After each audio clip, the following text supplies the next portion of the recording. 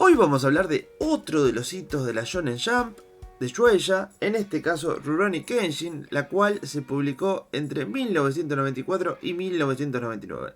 Su autor es el mangaka Nobuhiro Watsuki, quien nos introduce en la era Meiji, es decir, el siguiente periodo de Japón, allá por el 1860 si no me equivoco, que arranca después de la era de los samuráis, es decir, están prohibidas las espadas, la gente común tiene apellido y el país está abierto al comercio extranjero, especialmente europeo y norteamericano. Se nos habla de un personaje ficticio, Kenshin Himura, un vagabundo que tiene la peculiaridad de viajar con una katana con la hoja invertida, que lleva una característica cicatriz en forma de X, y quien en su espalda carga un triste pasado, el cual iremos descubriendo, por supuesto, claro que sí, a lo largo de la obra. De más está decir que Rurouni Kenshin ocupa un lugar muy especial entre los shonen por varias cuestiones, entre las cuales están su mezcla de estilos y de conceptos. Por un lado, es un periodo que no está tan explotado, por lo general los mangas de samuráis se enfocan más en los años anteriores, incluso en los siglos anteriores, lo que fue como una suerte de medioevo japonés, donde eran las guerras entre los clanes. Acá es una época de paz, más parecida al presente, por ahí. Después está el hecho de que mezcla personajes y situaciones reales con tramas ficticias, interconectándolo de una forma magistral. Por ejemplo, hay un personaje que, si no me equivoco, se apellidaba Okubo, el cual pertenecía al mismo partido al que sirvió Kenshin en sus épocas de asesino, cuando se lo conocía como Batusai, el cual se reúne con Kenshin para pedirle un favor enfocado a la trama, que es que vaya a pelear contra Shishio en la ciudad de Kioto. Y después, cuando está volviendo con su carruaje a su oficina o a su casa, uno de los hombres de Shishio, Soujiro puntualmente, lo asesina. Y después es emboscado por unos disidentes que lo encuentran muerto y se adjudican el asesinato. En la historia real, digamos, Okubo fue asesinado justamente por esos insurgentes que lo emboscaron. Pero dentro de la trama de Kenshin sabemos que en realidad fue Shishio el que lo mandó a matar, generando como una suerte de plot muy interesante que después obviamente potencia la motivación de Kenshin, ahora teniendo que vengar a un antiguo aliado, pero que también se cimenta sobre la propia realidad. Después el otro elemento que me parece muy fantástico y que ha reconocido el propio Watsuki en esas notas de aclaración que se incluyen en los tomos recopilatorios, 28 en total, es justamente su notoria influencia de los cómics norteamericanos, puntualmente los de X-Men de los 90 que tanto ya comentamos en otra de las secciones de este canal llamada Cómics en el Recuerdo. Si les interesa, vayan y péguense una vuelta porque estamos hablando muy de la misma época. Concretamente, por ejemplo, hay un personaje que está súper inspirado en Gambit. Después tenemos a otro personaje que toma una fuerte inspiración en Spider-Man también.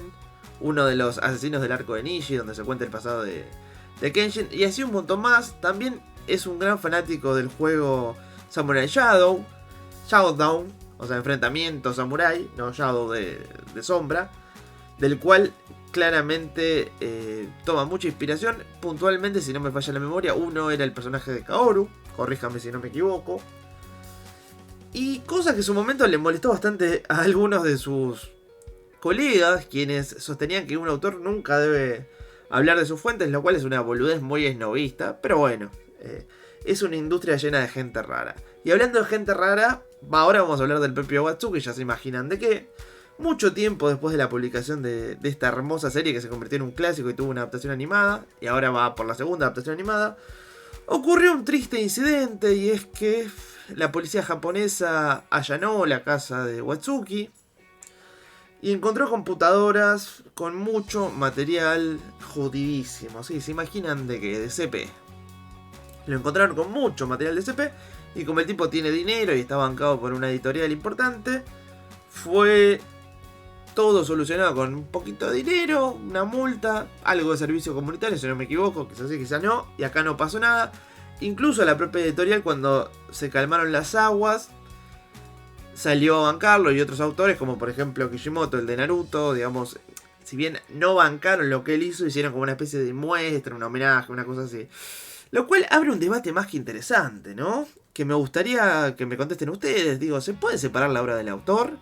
Es difícil porque Watsuki como persona hizo algo absolutamente terrible, reprochable e imperdonable. Toda esa porquería existe porque gente como él, si bien no es quien la produce, pero sí es quien la consume, y mientras haya un cliente hay un mercado. Entonces es como parte del problema y parte activa del problema. También es inquietante que tenga ese tipo de inclinaciones, ¿no? Es algo de lo más ilegal y moralmente es absolutamente reprochable. Pero hay otra arista, la cual yo no soy un gran especialista, y si alguno de ustedes sabe más del tema, obviamente venga y discútame, esto es una opinión, que dicen que en Japón, hasta antes del boom de todo este tema cultural del manga, el anime y los videojuegos, había ciertas cuestiones que eran un poco más laxas, que a nosotros nos parecen aberrantes, pero que para ellos eran normales, como por ejemplo que vendían en los puestos de revistas publicaciones que exhibían a adolescentes, llámese alguien de 15 años por ejemplo, en trajes de baño, que obviamente eran consumidas mayoritariamente por hombres adultos, con claras intenciones. Entonces, en un país donde eso era algo normal, legal, y que no había ningún problema, y donde por ejemplo se editan géneros tan espantosos como el lolicón, por ejemplo, el shotacón y toda esa mierda, que vos podés ir a cualquier librería y comprarlo y nadie te mira raro, lo cual en Occidente es una locura que se llegue a publicar algo así, o que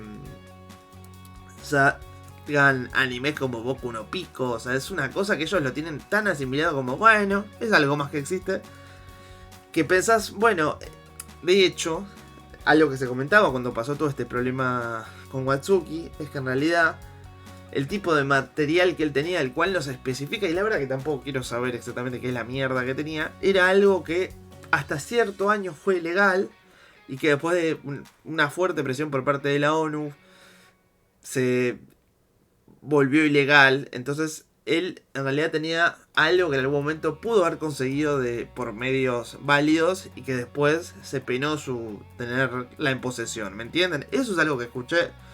Obviamente es un tema muy delicado y cuando pasan estas cosas salen 10 millones de versiones. Desde ya los invito a corregirme si estoy hablando pavadas. Pero volviendo a esta obra, como les comenté hace un rato, tuvo una serie animada, la cual seguramente todos conocieron, y que lastimosamente cayó en las manos de Estudio Pierrot. ¿Quién es Pierrot? Sí, los mismos que después hicieron Naruto, Boruto y Black Clover, y que tiene la puta costumbre de llenar de fillers todas las series, volviéndolas aburridas e insoportables. O sea, relleno de relleno de relleno. A los tipos, no sé por qué, tienen esta manía de querer estirarla metiéndole confeti adentro. En el caso de Kenshin fue tanta la mano que se les pasó metiendo como, no sé, más de 30 capítulos después del arco de Shishio, que directamente la gente dejó de interesarse y la serie se canceló sin que pudieran adaptar el último arco del manga original, que fue justamente la saga de Nishi, el cual cerraba toda la obra. Una verdadera pena. Después igual salieron unos OVAs de excelentísima calidad, 2 series de OVAs particularmente, 4 y 2 si no me equivoco. Unos cubrían todo el arco del pasado, que en el manga se cuenta a modo de flashback, pero acá era la historia completa, la cual se los súper recomiendo, son excelentes, una animación de la puta madre, una música increíble, un tono muy distinto a la obra, extremadamente sobrio, bastante melancólico, con una paleta de colores más apagado. Después salió la otra serie de OVAs, también mantiene esta caracterización, pero muestra así como pincelazos de lo que se adaptó, digamos, de los arcos en tiempo presente de la serie, y después sí abordan la historia de Nishi, incluso animándose a mostrar un poquito más después del manga, teniendo Genshin un muy triste final. La verdad que son ovas bastante deprimentes, y si realmente te encariñaste con los personajes como me pasó a mí, duele, pero es una obra audiovisual de una calidad superior. Después de esto salieron la recordada, creo que es tetralogía de películas, son 4 o 5 ya. En un momento le perdí la cuenta, que abarcan la historia del manga básicamente en su totalidad, cubriendo todos los arcos, toda la historia de Aoshi, la de Shishio, la de Nishi, hay uno que habla de la historia del pasado, los cuales para el nivel que suelen tener las live action están más que bien. Yo generalmente soy sumamente detractor con las adaptaciones de mangas japonesas, ni hablar las norteamericanas, ¿no? Las norteamericanas ya me generan cataratas en los ojos, pero las japonesas generalmente considero que hacen un muy mal trabajo adaptando algunas cosas literales que se deberían traducir al lenguaje cinematográfico, porque cada medio tiene su propio lenguaje y hay cosas que en un manga son espectaculares pero que en un live action no funcionan, y la mayoría de las live action basadas en mangas se toman todo de forma literal. Es un completo error de criterio. En este caso hay alguna cosita por ahí, pero en general lo manejan bastante bien. Las recomiendo, son muy entretenidas. Si bien hay personajes que están irreconocibles, como es el caso de Sanosuke, que no, la verdad es un pelotudo, no tiene nada que ver con el personaje original. Por lo menos en Kenshin y en Kaoru está muy bueno. También Saito me gustó un montón. Aoshi más o menos, está medio desdibujado también, pero igual se deja mirar. Por último, a ver, quedan dos cosas más por mencionar. Ahora se está emitiendo una remake, que supongo va a intentar adaptar todo el manga original. Y también hay una secuela que pasó medio sin pena ni gloria, justamente por todo este tema legal que les conté hace un rato, que se ubica, es como una intercuela. Pasa algo parecido que el manga de Super con el manga original. O sea, pasa después del último arco, pero antes del epílogo. O sea, es el mismo caso, que cuenta otro arco donde buscan al padre de Kaoru, quien quizás no está muerto, cosa que se da por sentada en toda la historia, y aparece un nuevo antagonista, y no le he terminado de leer. Quizás en base a esta nueva sección de Papalopoulos pueda leerlo, y quizás podría hacerles un resumen, ya que es algo que seguramente muchos de ustedes no han leído. En el caso de Kenshin, ya doy por sentado que la gran parte o habrá visto el anime, que se transmite desde hace un montón de años, o habrán leído el manga, y el que no, obviamente ya está súper invitado a ir a hacerlo, y me gustaría que vengan y me lo comenten, pero doy por sentado que la gran mayoría simplemente está rememorando conmigo. Pero con el caso de la secuela, que no la pegó mucho, después medio como que se suspendió por todo este problema, después volvió, podría tomarme el trabajo de leerlo completo y hacer un resumen más exhaustivo. Coméntenme si les parece bien, si tienen ganas, y lo hago. La verdad que es un trabajo que haría bastante gustoso. Y bueno, no hay mucho más para decir. Ya les dije que me gustaría leer lo que ustedes tengan para decir de todo esto. Si les gustó el video les voy a pedir un like. Y si justo da la casualidad que es tu primer video con Papalopoulos, te invito a que te suscribas, así ves el resto de videos que componen esta hermosa serie que he decidido llamar Mangas en la Memoria. Hasta la próxima.